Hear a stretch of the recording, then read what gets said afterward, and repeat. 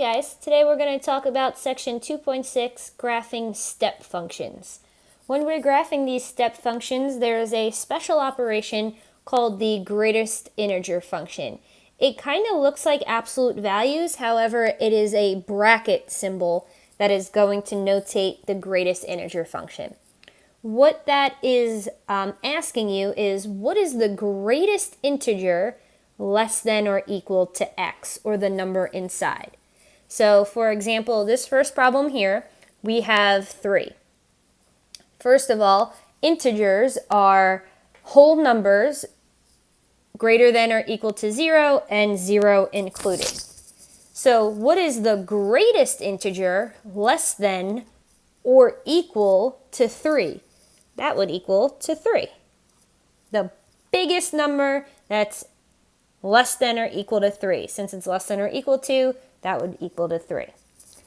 Now when we have a decimal here, that is not an integer. We're asking ourselves, what is the greatest integer less than or equal to 3.5?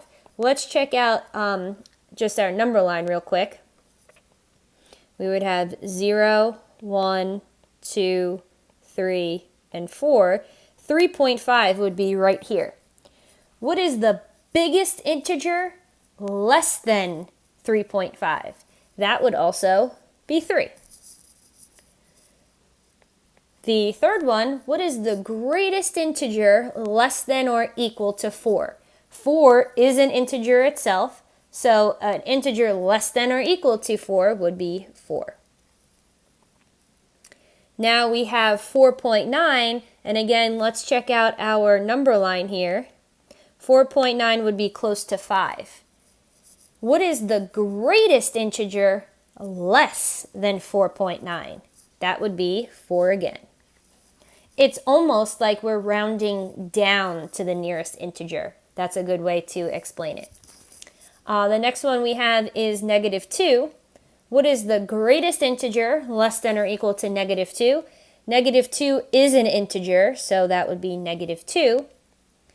And lastly, let's talk about -2.9. Again, on our number line, for the negatives, we would have 0, -1, -2, -3. -2.9 would be close to -3 there.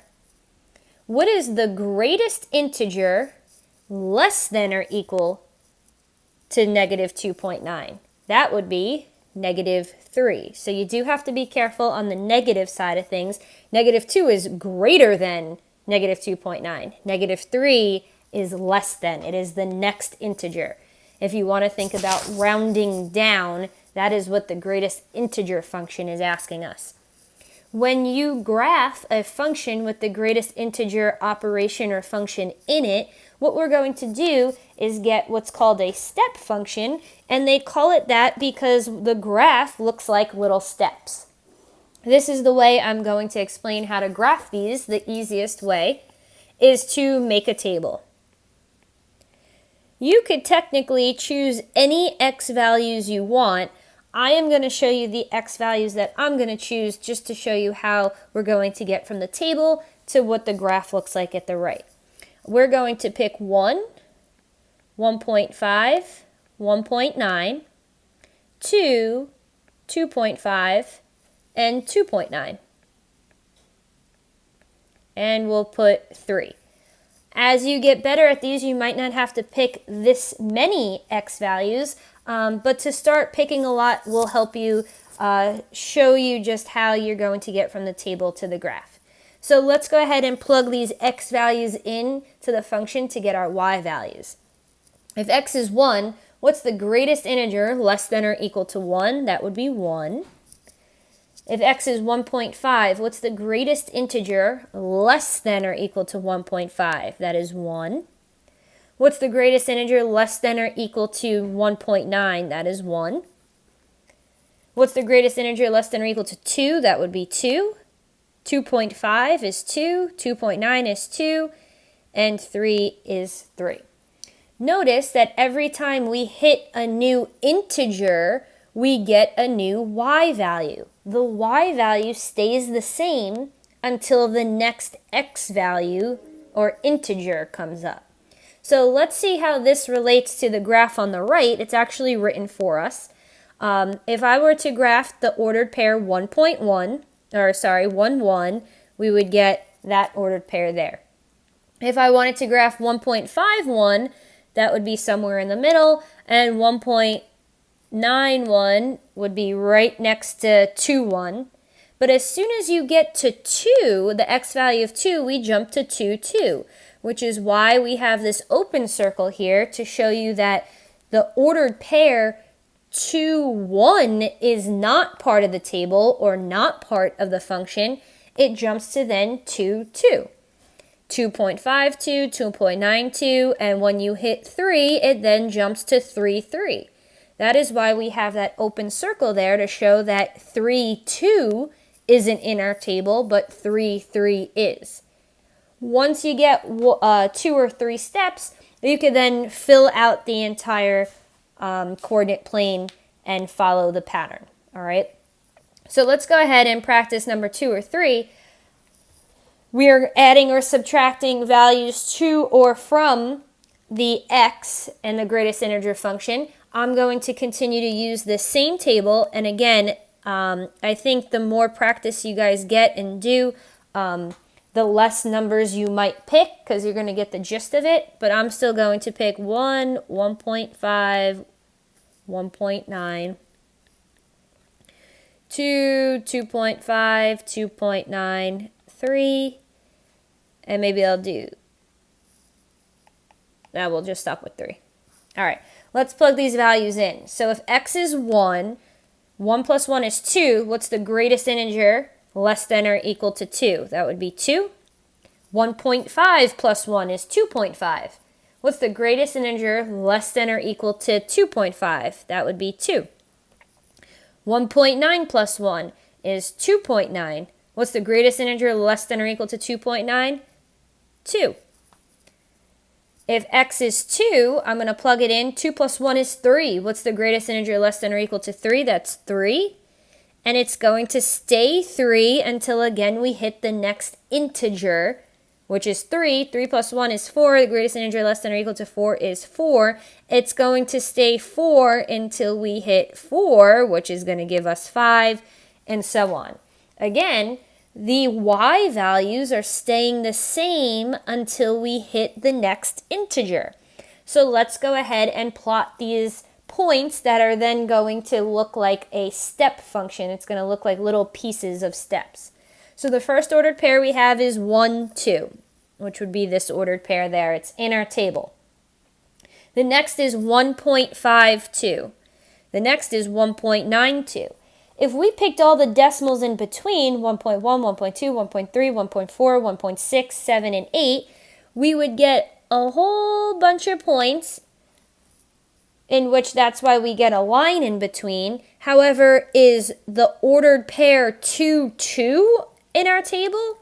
No, it's not. Therefore, we're showing that that ordered pair is not included, and we're going to jump to 2, 3.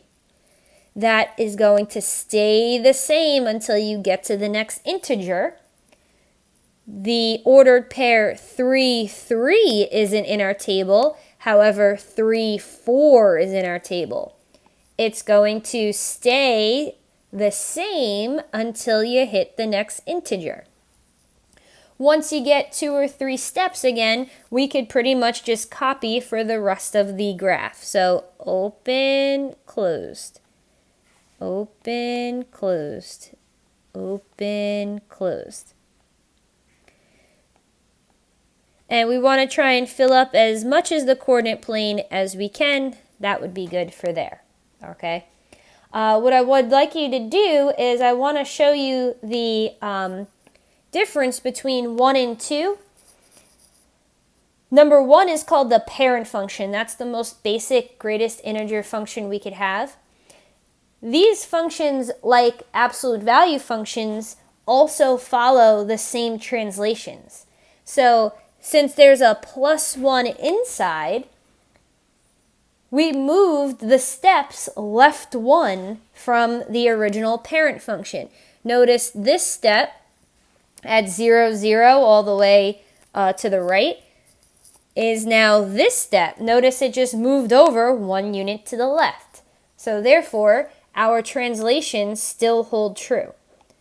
In number 3, we're going to take this parent function and move 2 units down.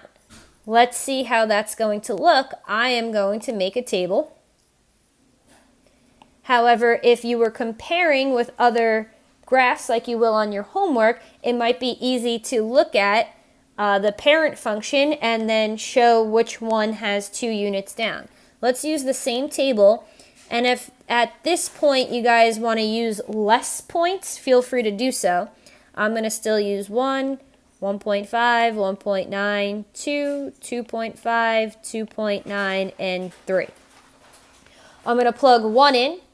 The greatest integer less than or equal to 1 is 1. That value minus 2 is negative 1. The greatest integer less than or equal to 1.5 is 1, minus 2 is negative 1. It's going to stay the same till we hit our next integer. The greatest integer less than or equal to 2 is 2, minus 2 is 0.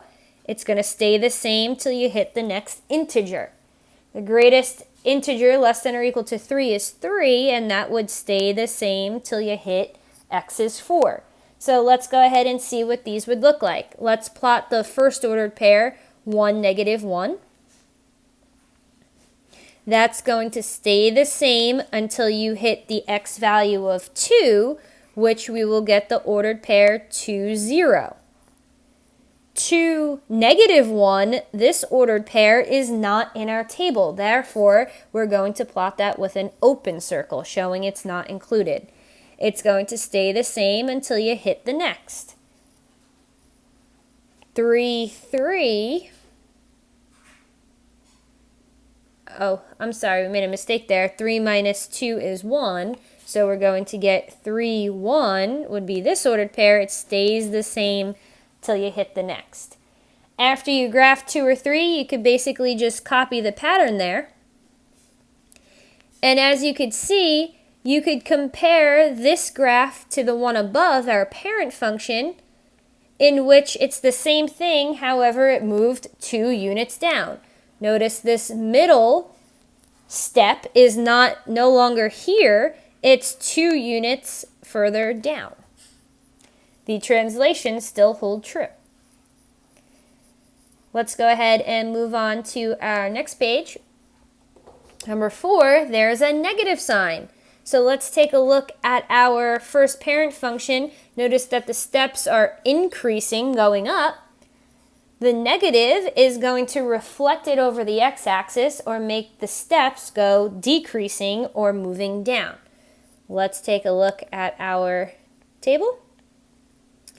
1, 1.5, 1.9, 2, 2.5, 2.9, 3, 3.5, 3.9. We'll even put 4 in for this one. Again, if you guys want to pick less x values at this point because you get the gist, that's completely fine. I'm going to substitute all these numbers in and find out what y is. The greatest integer less than or equal to 1 is 1, times negative 1 is negative 1. This is going to stay the same until you hit the next integer. The greatest integer less than or equal to 2 is 2, times negative 1 is negative 2. It's going to stay the same till you hit the next integer, which is 3. We'll get negative 3, and then we'll get negative 4. Let's plot our points. 1, negative 1. That's going to stay the same y value until you hit the next x value integer. The ordered pair 2, negative 1 is not in our table, but 2, negative 2 is. It's going to stay the same till you hit the next integer. Then 3, negative 3 we have in our table. Stays the same till we hit the next integer. Once you get 2 or 3, and you could just follow the pattern, you could just fill up the whole coordinate plane. Step functions. It looks like little steps. As you could see, these steps are decreasing or going down, which is the translation of what the negative does to our function. Let's go ahead and take a look at number 5. This has a 2 in front. Let's see what that's going to do to our function. I'm going to pick my same values, 1, 1.5, 1.9, 2, 2.5, 2.9, 3. When I plug them in, the greatest integer less than or equal to 1 is 1, times 2 is 2. That's going to stay the same until you hit your next integer. 2 times 2 is 4. 3 times 2 is 6. Let's take a look at what this is going to look like. The ordered pair 1, 2 is in our table. That's going to stay the same until we hit our next integer. The ordered pair 2, 2 isn't in our table, therefore we're doing an open circle. The ordered pair we do have is 2, 4. Notice that this now jumped 2 units up, and that is what that number 2 does in front of the function. Once you have 2 or 3, this one's going to jump off the coordinate plane we have here, 3, 6, but we could just copy the rest of the pattern. So we're going down to open, closed, down to open, closed, open, closed. So when you have a number in front, that is the space that the steps have in between. What I'm going to ask you guys to do is practice number 6 or 7. Pause the video. Once you get your answer, play the video to check. Here are your answers from number 6. I just want to mention the translations here. It's negative, so the steps are going downward.